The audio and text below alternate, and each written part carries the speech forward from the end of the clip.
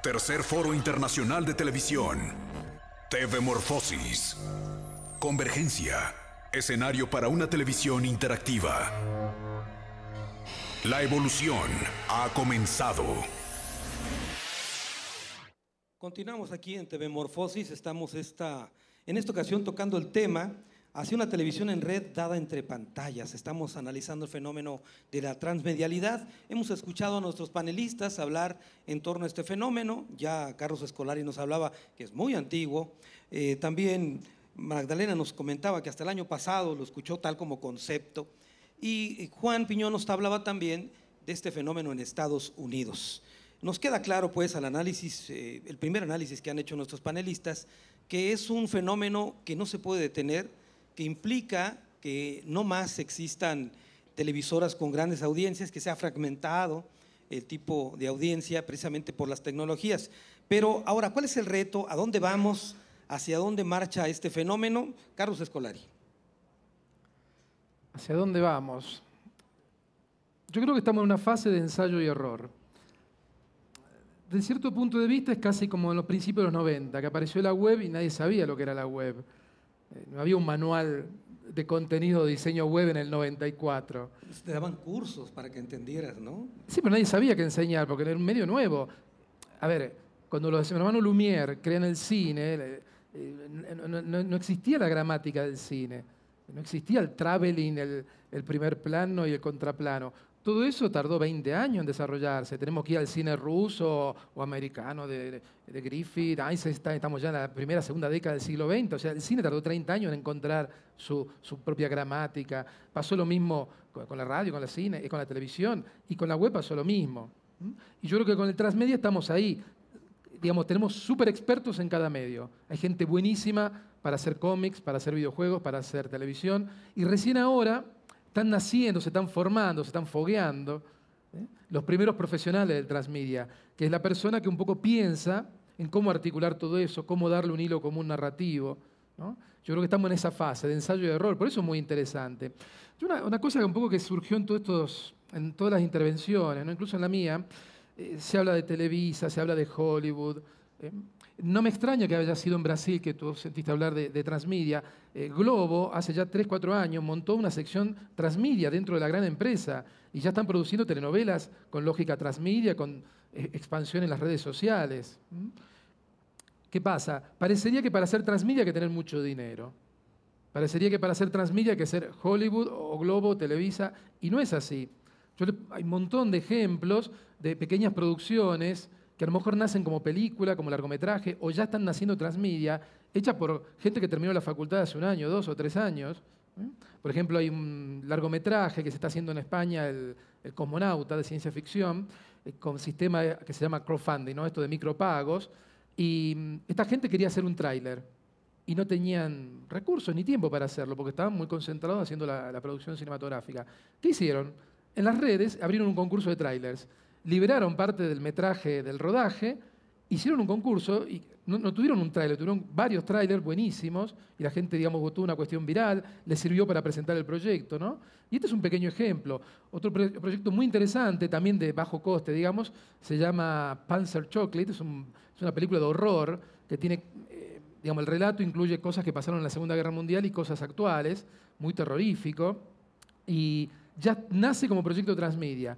Y lo ha hecho una pequeña empresa hecha de jóvenes productores de Cataluña, y ya está planificado un contenido para móvil, el largometraje, un videojuego, una animación para la web, y todo hecho con muy pocos recursos, apelando también a los micropagos, al sistema así colaborativo de financiación. O sea que no es necesario ser Hollywood, ¿eh? Digamos, lo importante acá es empezar a pensar en transmedia, sobre todo para los jóvenes estudiantes de comunicación, y no quedarse ante una actitud pasiva, no adoptar una actitud pasiva diciendo, no, bueno, esto lo puede hacer JJ Abrams porque tiene mucho dinero, o lo puede hacer Globo o Televisa. No, se pueden hacer cosas de transmedia de muy bajo coste. Carlos, un caso que se nos había pasado comentar, bueno, al menos a mí, que tenía por ahí apuntado para consultarlos, es el de Venezuela.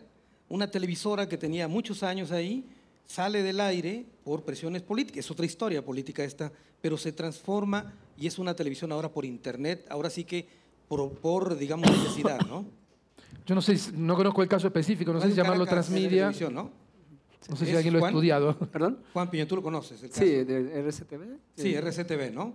Ese caso, pero es un asunto político, ¿no? Pero se transformó en una televisión por internet totalmente, ¿no? Y por cable también. Y por cable. Bueno, a ver, Juan, entonces entramos a este tema del Transmedia. ¿A dónde vamos? ¿Cómo estamos ahorita parados? ¿A dónde vamos? Bueno, yo a lo mejor quisiera añadir la otra cara de la moneda en términos de transmedialidad es, cuando hablamos de que si la tele, digamos, va a dejar de ser tele por todo esto, yo lo que pensaría es simplemente tenemos que dejar de pensar en la tele como pensamos y eventualmente las corporaciones televisivas han apostado y siguen apostando mucho dinero para esta transformación. Se han reestructurado todas las divisiones de las grandes cadenas, la división digital, división intermedia, se ha abierto un espacio corporativo institucional para atender esto, justamente para poder llegar al público joven o al público masivo. No es que a la tele le vaya pasando por el lado de la transmedialidad, en lo absoluto. Es central en su expansión en este momento. La idea de los programas como marca, Brand TV, la idea de crear un programa que pueda ser visto por audiencias y pueda ser reproducido en diferentes plataformas es ya la manera de operar. Puede ser Hollywood, pudiera ser otra televisora, pero en este caso ABC, CBS, ellos ya generan esta idea de que vamos a tener un programa, vamos a tener una marca que podemos explotar a través de todas las posibilidades de ventanas.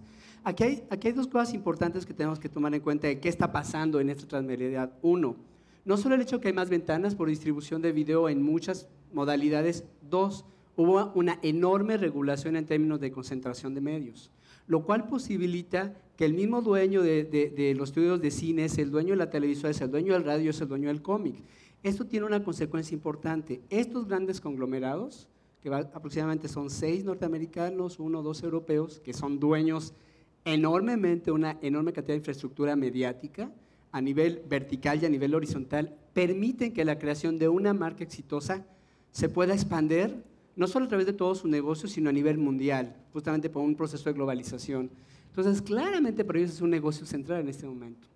Tan central, y bueno, yo quisiera abundar en el caso de la televisión latina, que es un caso muy, muy particular, que tiene unas lógicas diferentes en cierta medida de lo que se conoce como mainstream TV. Ellos le han apostado grandemente a la intermedialidad y ellos vienen produciendo la noción de la web novela. Ellos producen novelas para internet que genera un tipo de interacción. Tienen toda una serie de estrategias para que sus contenidos digitales no solo estén accesibles en la web, sino haya toda una serie de concursos, foros, sitios, narrativas alternas que corresponden a la idea de la transmedialidad. Le apuestan dinero y le apuestan mucho dinero a esto. Han modificado sus websites, han modificado internamente para justamente ver cómo entrar a la transmedialidad. La pregunta que ellos tienen ahorita es no si van para allá, es cómo hacer dinero de eso. Esa es la gran pregunta en los Estados Unidos, no que no sepan que van para allá. Si el dinero está ahí, lo que no ha pasado todavía es que puedan generar lo que genera, por ejemplo, todavía la comercialización al aire por broadcasting, por televisión de aire, pero eso va bajando.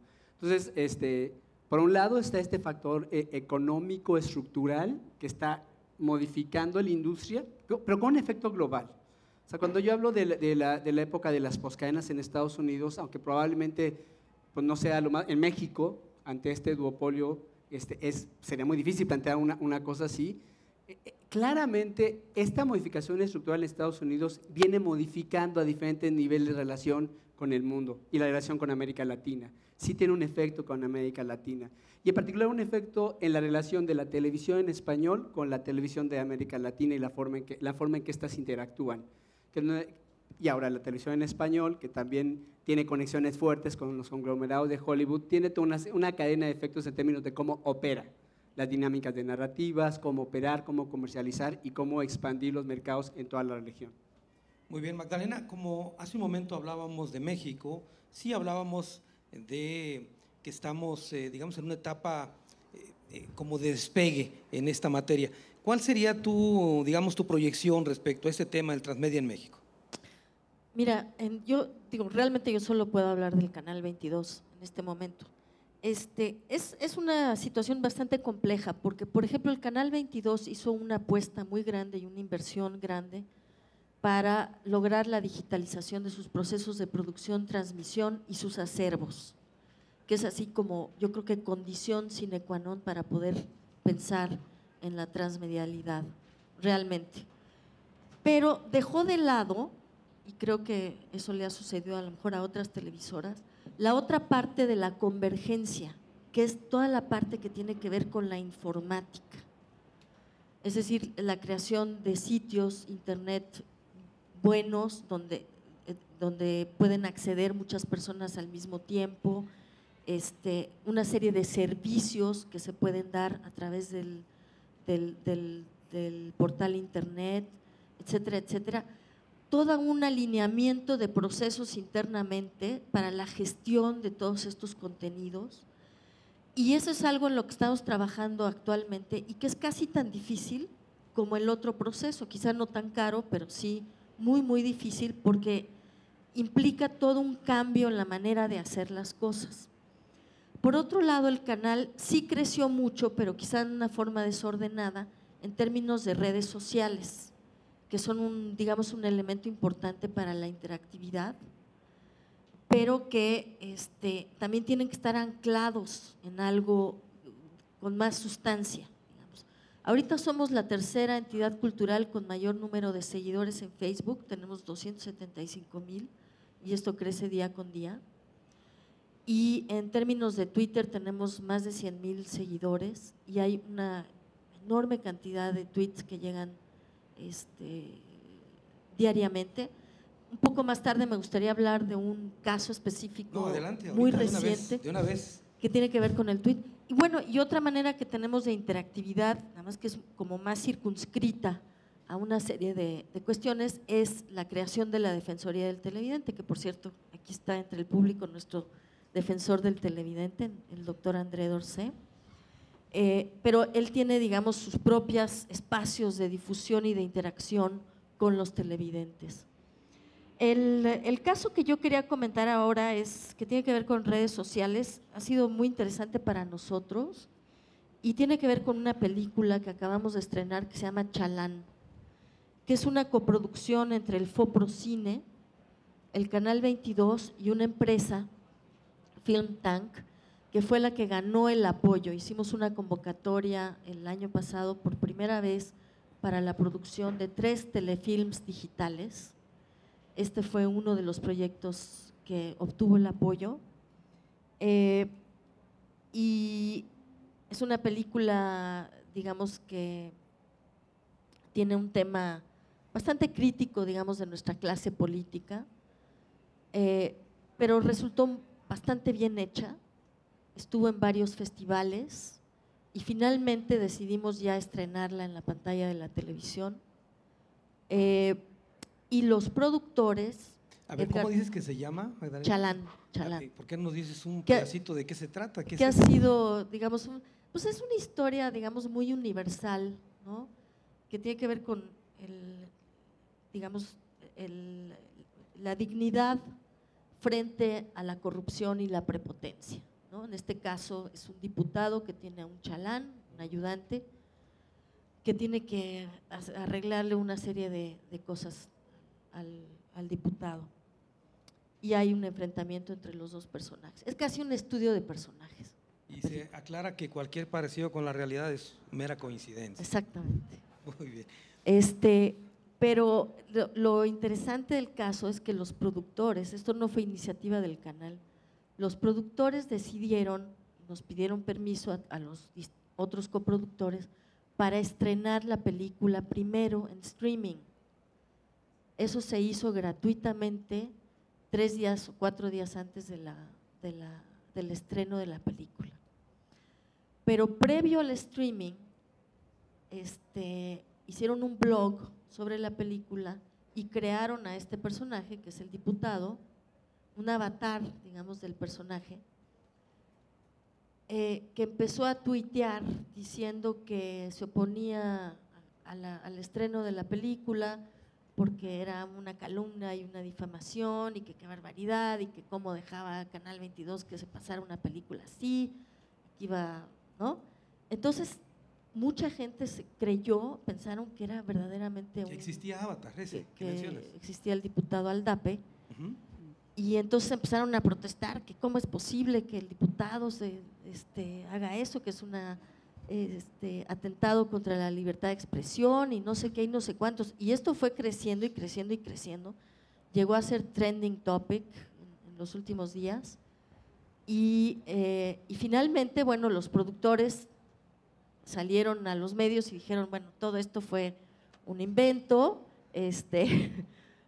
una estrategia de promoción, el diputado Aldape pues no existe, es un avatar, etcétera, etcétera, pero todavía hasta el día de ayer había gente que decía, pero ¿cómo es posible que el diputado quiera frenar la difusión de la película, etcétera, etcétera? Bueno, la película ya pasó por televisión, se va a volver a pasar el jueves y tuvo un resultado inmediato, tuvo bastante público, tuvo bastantes usuarios en el streaming y sobre todo una gran actividad en redes. Pues es un buen ejemplo de lo que estamos hablando precisamente en este programa, el hecho de que una película se estrene en streaming antes que un cóctel o una presentación formal en un cine convencional. Tengo mis dudas de que no existe ese diputado que mencionas, Magdalena. Bueno, quisiera preguntarle a Gabriela, para continuar con esta situación, tu definición como una persona especialista en los medios que estás observando, ¿a dónde crees tú que nos lleva este fenómeno del transmedia? Pues yo creo que es difícil afirmar nada, ¿no? Sucede, yo lo comparo esto como cuando empezaron a aparecer periódicos digitales o los periódicos a colgar información y luego a convertirse a digital y todos afirmaban que iban a desaparecer los periódicos en papel y pues siguen apareciendo y se están combinando, se complementan. Yo creo que Televisa, pues como dijo Juan, está ahorita en la prueba, ¿no? Ensayando, equivocándose, de hecho en su portal con la telenovela, con la web novela, lanza un cuestionario para ser respondido por la gente que ve la web novela y les pregunta su opinión sobre el programa, si le gustaría que esa telenovela se pasara hacia la televisión. Entonces se están probando, de hecho vienen otras dos web novelas, ¿no? Sin embargo, bueno, todavía, como mencioné en mi anterior participación, los contenidos realmente se ven por televisión en México. Todavía tenemos una tasa de penetración baja. Entonces todavía va a tardar, digamos, no sé cuánto tiempo, quién lo puede decir, ¿no? Depende también de qué tanto acceso haya a internet y la gente, bueno, pues prefiere comer que tener una computadora, ¿no?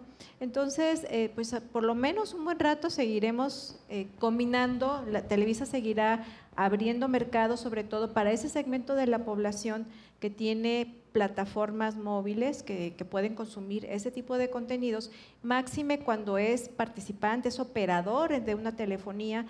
Ya sabemos cómo se maneja Televisa y cómo está la competencia con Telcel, entonces esperemos toda una guerra en ese sentido para ganar más seguidores de Iusacell en vez de Telcel y ahí distribuir mayores contenidos. Los jóvenes, ¿qué quieren? Hay que ver si a ellos realmente les gusta esas web novelas. Yo creo que lo que ellos quieren es experimentar otros contenidos. Yo lo veo esto con el cine, ¿no? Que ahora están haciendo versiones de Star Wars, por ejemplo, en tercera dimensión o en cuarta dimensión y les gusta que no sentir las balas prácticamente, el agua, mojarse. Entonces yo no sé si esto es posible en telefonía en un momento dado, ver todo eso en tercera dimensión o no sé qué tan posible sea hasta una cuarta dimensión o a dónde lleguen. Yo creo que es difícil aventurar. Sin embargo, bueno, ahorita en México está en desarrollo y hay que esperar, hay que estar atentos a ver qué tanta apuesta también las otras televisoras se meten pues de lleno a distribuir otros contenidos, pero de gane pues están quienes operan los medios, las telecomunicaciones son los que tienen mayor poder, ¿no? Pero también la audiencia. No olvidemos que ellos deciden prender, comprar, apagar, descargar y eso es importante que todo lo tengamos muy en cuenta, que nosotros está seguir o no a determinada empresa o a producir otros contenidos. Carlos Escolari, Gabriela ha mencionado, a ver, ¿ibas a comentar algo, Juan? No, pero bueno, si Carlos quieres, Escolari, había mencionado, Gabriela, este asunto en 3D, tercera dimensión, cuarta dimensión, yo diría dimensión desconocida, ¿no? O sea, ¿hacia dónde va este asunto? ¿Puede llegar ahí? Yo soy un poco escéptico del 3D. El 3D no es nuevo, apareció en el cine en los años 50. ¿Por qué aparece el 3D en el cine en los años 50? Apareció prácticamente en el mismo momento que aparece la televisión y le roba gente al cine, porque mucha gente dejó de ir al cine porque podía ver las películas en su casa. ¿El cine qué hace para acomodarse y tratar de contener? Apuesta por lo tecnológico. En los años 50 tenemos primero el cinemascope, la gran pantalla envolvente. Tenemos el 3D. Hemos visto las fotos en blanco y negro con estos pequeños anteojos, ¿no? del público, esos lentes cuadraditos. Apostaron por las superproducciones, los colossals que lo llamaban, de Cleopatra, etcétera, etcétera. Es interesante porque era una forma del cine de tratar de evitar que se le fueran las audiencias a la televisión.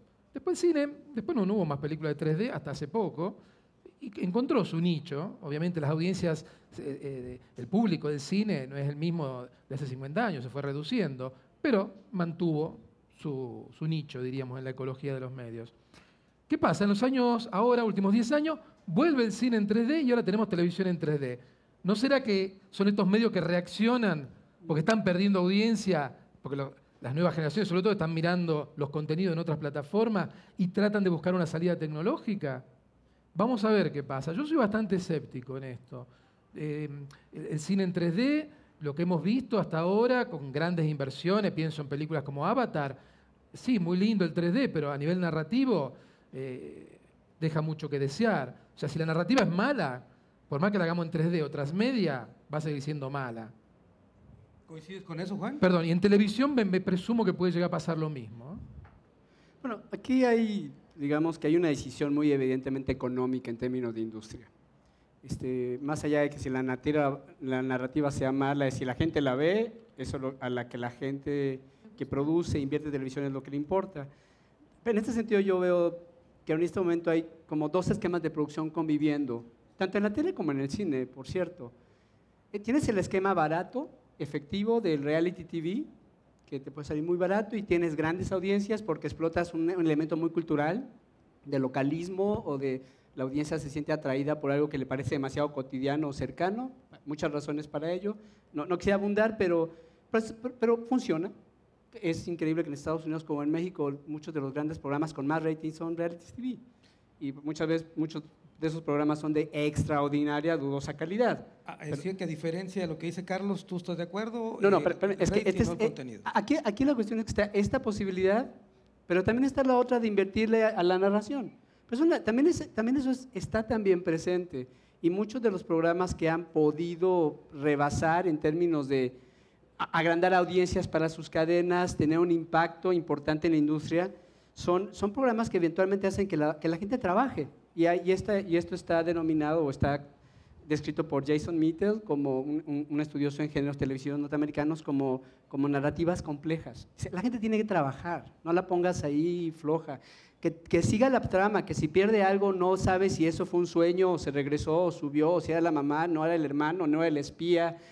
Los norteamericanos han trabajado mucho sobre esto en ciertas series y han creado verdaderamente series míticas, haciendo que la audiencia se comprometa, tenga un tipo de compromiso con lo que ve, trabaje y trate de deducir quién fue, no fue, sí fue, y han generado bastante éxito con este tipo de narrativas, éxito comercial. Ahora, estas narrativas, y que lo ligo a la transmedia, que es una de las rutas que yo puedo ver como posibles, son extraordinarias para el trabajo transmediático. O sea, la narratividad compleja permite expandir esto en muchas posibilidades. Y la gente tiene que estar pendiente y tener los cues de lo que pasó en la televisión para ver qué pasó en el móvil o en la computadora o en el cine.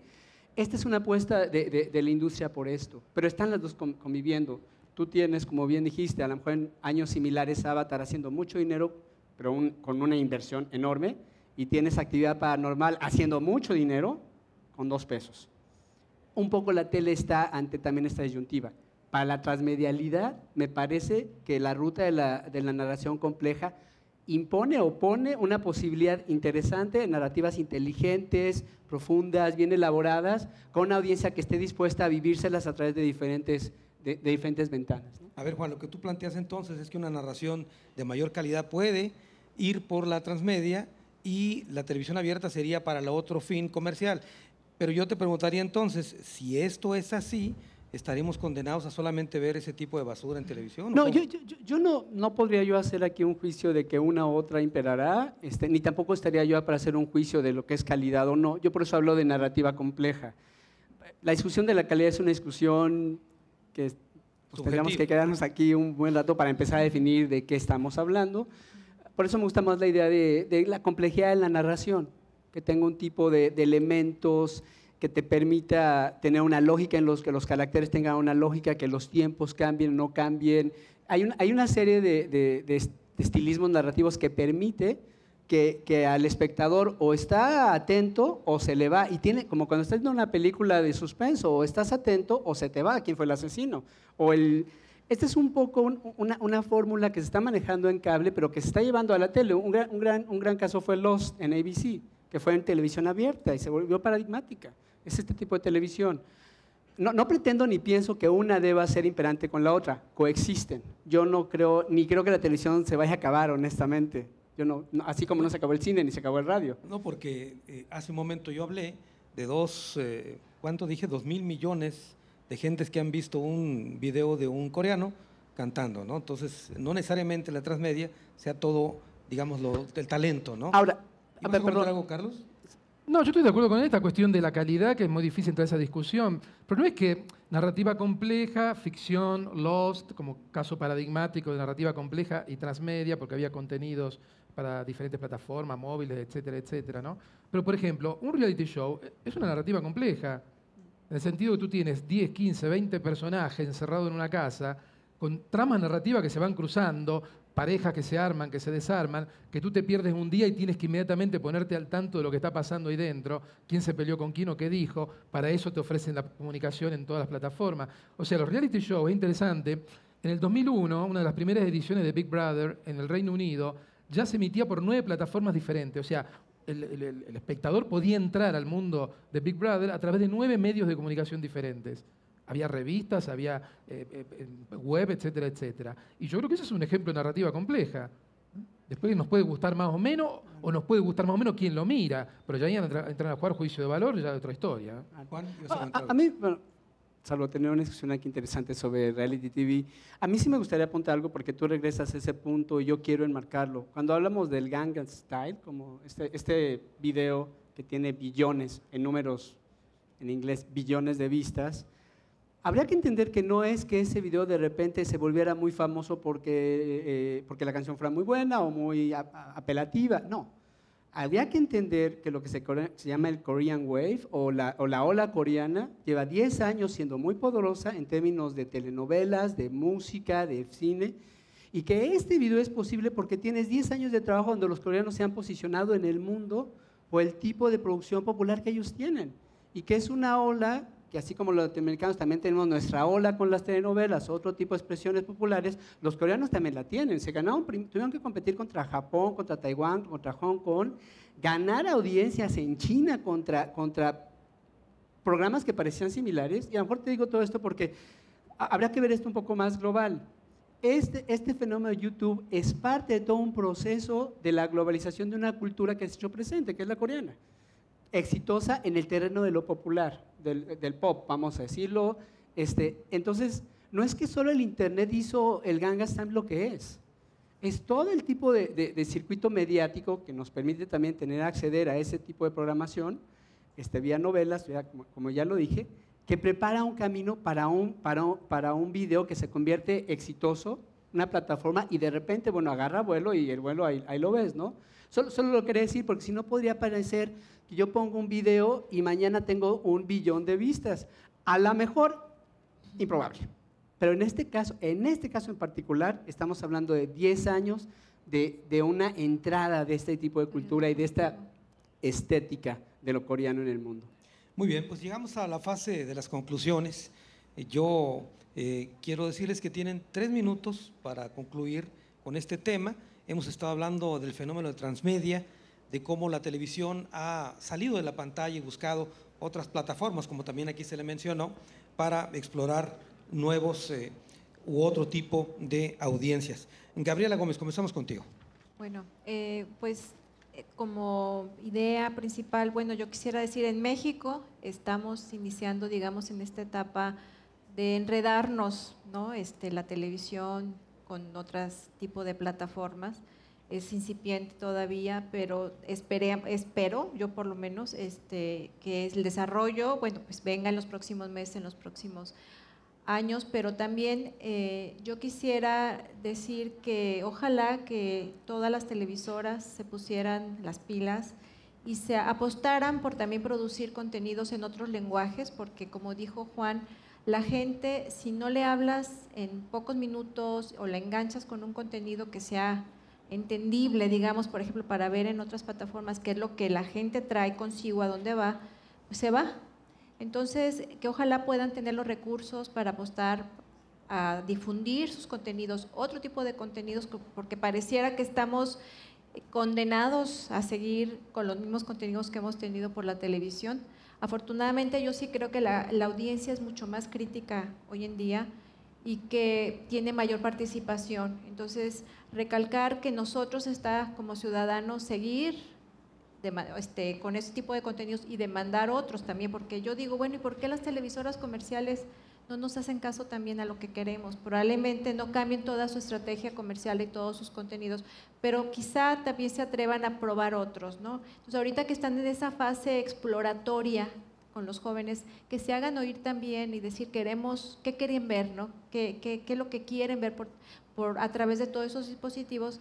Y no condenarnos a seguir con unos contenidos que hemos tenido en los últimos 60 años. Entonces, pues a largo plazo, bueno, todo este ecosistema mediático está modificándose y seguramente pues al rato hablaremos de otros conceptos que hoy en día ni siquiera existen, pero por lo pronto pues es estar atentos, observar cómo se está moviendo y transformando toda la industria mediática en el país y en el mundo, pero también alzar la voz como audiencias.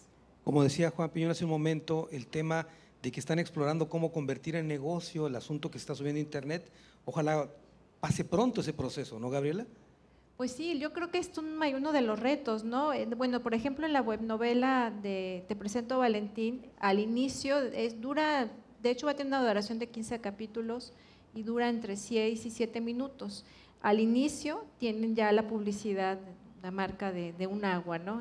Entonces, bueno, se llama eso merchandising, ¿no?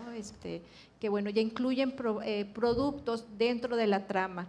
Entonces, es un reto también, porque obviamente que las televisoras lo que quieren es el negocio, y lo dice Azcárraga en una entrevista que acaba de publicar Expansión, que es la primera entrevista que da desde que asumió la presidencia de Televisa. Nos interesa esto porque es negocio, punto. Y distribuir contenidos porque también para ellos implica muchísima ganancia. No les interesa ni que estemos mejor preparados ni nada, ¿no? Entonces, bueno, pues ese es el reto, que haya anunciantes para ellos, para que pues también sigan en este sistema, ¿no? Claro. Magdalena Costa. Bueno, yo en el caso de Canal 22 creo que está en un muy buen momento y justo a tiempo para dar el salto a esta transmedialidad. Muy pronto yo creo que vamos a pasar de la etapa que yo comentaba de difusión multiplataforma a una producción multiplataforma y a dar una serie de servicios al público. Creo que tenemos dos ventajas, una que hemos trabajado mucho la convergencia y en serio, y dos, que el 45% de nuestro público es menor de 30 años y es justamente el público que tiene mayor crecimiento en términos de uso de internet, etcétera, etcétera. Y tres, que nuestro público es de por sí un público de nichos, es decir, tenemos una programación que no está enfocada hacia el gran público, digamos un público homogéneo, sino precisamente a distintos públicos. Solo eso, digo, se explica el hecho de que tengamos, por un lado, varias horas de nuestra programación dedicadas a los amantes de la ópera, ¿no? que son muy fanáticos, y al mismo tiempo tengamos otras horas de nuestra programación dedicadas al anime, ¿no? Entonces son públicos completamente ajenos, no hay realmente una, ¿cómo se dice? No hay, son conjuntos completamente ajenos. Distintos, sí. Distintos, y eso nos va a permitir también poder orientar esta difusión en distintas plataformas a distintos nichos de audiencia. Muy bien. Juan Piñón. Bueno, yo quisiera hacer rápidamente dos comentarios. Uno, tiene que ver, yo estaba hablando de la industria y he tratado de poner las lógicas de la industria para construir esta transmedialidad. Y eventualmente, esta reestructura que la industria vive es una reestructura que no solo compromete a las televisoras, que compromete a toda una plataforma industrial de telecomunicaciones, de servidores de software, de telefonías, de proveedores de internet, tan vasta y tan poderosa que la industria sabe que tiene que ir para allá, porque no es solo un negocio de una televisora. Para poder, hay que producir contenido, hay que tener la licencia para distribuirlo si no es tuyo, porque a lo mejor la guerra es si yo lo puedo poner en internet o no, o dónde lo voy a poner, no es tan transparente. O sea, hay toda una guerra de quién tiene derechos para poner en dónde. Y bueno, producirlo o lo obtienes de alguien que te dé el derecho. Entonces, hay que comercializarlo. ¿Qué significa eso? ¿Quién va a poner en tu internet los comerciales? ¿Cómo los vas a contabilizar? ¿Cuál va a ser las dinámicas? Para eso tienes que contratar compañías de software, porque las televisoras en sí no son compañías de software. Tienen que aliarse con las compañías de software, tienen que aliarse con las telefónicas para poner las redes para móviles, tienen que aliarse con el marketing para poder… Entonces, lo que tú vas a ver después es una expansión de estructura, una web de relaciones, ya no solo a nivel transmediática por narrativa, sino a nivel de negocio, tan poderosa y en un crecimiento tan grande. Como tú lo dijiste, ¿cuántos teléfonos celulares hay ahorita? 60, 65% de la población. Entonces, el crecimiento es tan brutal que la industria sabe a dónde tiene que ir. No solo por la tele, sino por todo el complejo que está comprometido en eso. Esta es una parte. Y la otra, que un poco saliéndome de todo este discurso industrial, sería el problema del acceso como el problema del uso. O sea, tener acceso a internet y tener la posibilidad de tener internet es un primer paso para algo que puede darle a la gente opciones. El segundo problema es ¿para qué quieres el acceso? Y entonces viene toda la discusión de la brecha digital en términos de, a lo mejor tienes acceso, pero lo usas para ver videos, lo usas para ver la música. En los Estados Unidos hay toda una serie de estudios sobre cómo étnicamente se distribuye el acceso en términos de si lo utilizas para hacer operaciones de banco, para hacer investigación, o para oír música o para ver la tele. Esta es otra discusión, pero yo sí la quiero apuntar, porque como estábamos hablando de los jóvenes, el entretenimiento es importante, pero la diferencia va a estar en qué manera se usan todas estas plataformas para algo que a ellos los haga crecer, no solo en términos de entretenimiento, sino hallar oportunidades para mejorar su vida económica, su vida educativa, su vida social. A lo mejor no perder demasiado tiempo en el Facebook platicando, no tengo ningún problema con el Facebook, by the way, pero hay otras condiciones, hay plataformas que te ofrecen buscar una beca. En fin, esto ya parece como discurso de papá. Pero lo que sí quiero, nada más lo que quiero apuntar es, el uso es importante, no solo el acceso. ¿Para qué quieres el uso? Eso es vital aquí. Carlos Escolari. Yo creo que el transmedia es una forma de contar, de narrar, que como dijimos antes existe de hace mucho, pero ahora está haciendo eclosión, está ahí, nos rodea. Yo creo que no, basta mirar al costado y vamos a encontrar experiencias transmedia. Yo estoy descubriendo una muy interesante acá hecha en Guadalajara, Santos y la señora Mendoza, que se está por estrenar la película. Bueno, un producto, un cómic que pasa al cine, en la feria ya están vendiendo los productos, camisetas, el merchandising. Yo creo que, bueno, es un relato, ya está haciendo transmedia. Ya está ahí. No tuve tiempo de indagar si hay producción de usuarios, parodias y todo eso, pero me imagino que las habrá también. La película en sí es una parodia. Bueno, parodias de parodia. Por eso, la lógica ya está aquí. ¿Es obligatorio hacer transmedia? No. Hay relatos que están pidiendo a gritos expandirse, salirse de un medio. Y otras veces no. Muchos de estos relatos a escala planetaria, global hablo, basados en series televisivas tipo Breaking Bad, Mad Men, no son transmedia. Tienen alguna cosita han hecho en la web, en el caso de Breaking Bad. Y son excelentes narraciones de mucho éxito y no son transmedia. repito, no hay que ser Hollywood, no hay que ser la mega empresa para hacer transmedia. Es muy importante esto, sobre todo los jóvenes, estudiantes de comunicación, jóvenes profesionales, empiecen a pensar en transmedia, empiecen a entrar en esta sintonía, abandonen la modalidad monomediática, ¿no? Y un dato muy importante, porque siempre hablamos de los medios y nos olvidamos de la gente, ¿no? Yo creo que esto es fundamental. Lo que el productor no sabe, no puede o no quiere hacer, lo van a terminar haciendo los usuarios. No podemos hacer un cómic o abrir una plataforma. Si el relato es bueno, lo van a hacer los usuarios. O no tuvimos tiempo de hacer un videojuego. Va a haber un grupo de usuarios, se van a poner y lo van a hacer. O no tuvimos tiempo de desarrollar esta parte del relato. Vayan a fanfiction.net y van a encontrar 500.000 historias escritas expandiendo Harry Potter. Lo que el productor no quiere, no sabe, no puede, lo van a hacer los usuarios, si el relato es bueno. Pues muy bien. Gracias, Carlos, por la intervención. Juan, también muchas gracias, Magdalena. Gabriela, gracias por su intervención en este programa de TV Morfosis. Con esto concluimos. Yo quisiera hacer una breve reflexión en torno a lo que aquí han escuchado. Estamos hablando de un fenómeno que no se puede detener, que lo que sí hay que poner énfasis es en los contenidos, como lo mencionaban aquí nuestros panelistas. Hay que exigir que exista mejor calidad también, pero yo quiero contarles brevemente, nada más tengo unos segundos, un caso. Ocurrió en un pueblo de Jalisco, era San José de la Paz, un pueblo de Jalisco, donde había una telesecundaria, es decir, recibían clases los alumnos a través de una televisión. Cuando yo fui ahí, el problema que me encontré es que no servía la televisión, entonces obviamente no había clases. Yo quiero suponer que a la gente de San José de la Paz nunca les hubiera pasado esto si ya hubieran entrado en este fenómeno de la transmedia, hubieran tenido una computadora como alternativa para las clases. Esto es entonces el fenómeno que tocamos este mediodía aquí en TV Morfosis. Yo quiero agradecer a la gente que nos acompañó, a los panelistas, a la gente que vino aquí, a los amigos de Jalapa que andan por allá atrás también, otros estudiantes de comunicación que están con nosotros. Vamos a continuar con esta tarea de la Universidad de Guadalajara en TV Morfosis, en este tercer Foro Internacional de Televisión, Convergencia, Escenarios hacia una televisión interactiva, porque esto es lo que está viviendo en el mundo actualmente. Muchas gracias a todos, gracias por estar aquí con nosotros.